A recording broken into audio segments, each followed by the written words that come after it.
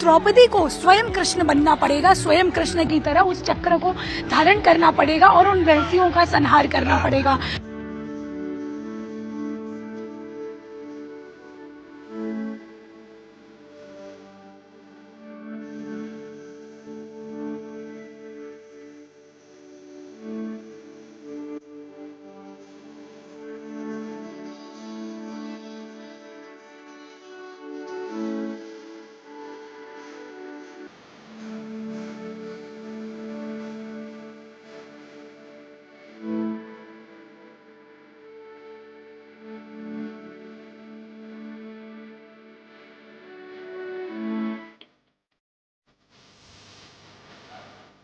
द्रौपदी को स्वयं कृष्ण बनना पड़ेगा, स्वयं कृष्ण की तरह उस चक्र को धारण करना पड़ेगा और उन वेश्यों का संहार करना पड़ेगा। यहाँ पर जितने भी कैरेक्टर्स भगवान श्री कृष्ण के जीवन से जुड़े हुए हैं, वो सारे कैरेक्टर्स हमारी यहाँ पर जो छात्राएं हैं, दोस्त हैं, वो लड़कियां ही निभाती हैं।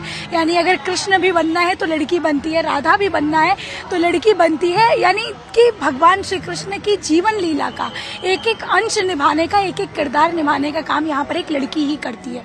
तो हम इस तरह से प्रत्येक वर्ष त्रिवेणी छात्रावास में कृष्ण जन्माष्टमी को मनाते हैं। आज के माहौल को देखें और पीछे कुछ दिनों पहले हुई घटनाएं जिस पर पूरे देश की आत्मा रो पड़ी और वो कहीं ना कहीं आग बबूला हो गए, अपनी आवाज को बुलंद करने लगे, तो मुझे उसको देखते हुए यही लगता है। और आज इस त्रिवेणी छात्रावास के अंदर जैसे देख रहे हैं कि सभी किरदार लड़कियों को निभाने पड़ रहे हैं। हम एक बड़ी खास बात है यहाँ पर कि कृष्ण भी कोई लड़की ही बनी है। तो बस मैं यही कहना चाहूंगी कि सुनो द्रौपदी, अब शस्त्र उठा लो, क्योंकि अब गोविंद ना आएंगे। अब द्रौपदी को स्वयं कृष्ण बनना पड़ेगा, स्वयं कृष्ण की तरह उस चक्र को धारण करना पड़ेगा और उन वेश्यों का संहार करना पड़ेगा।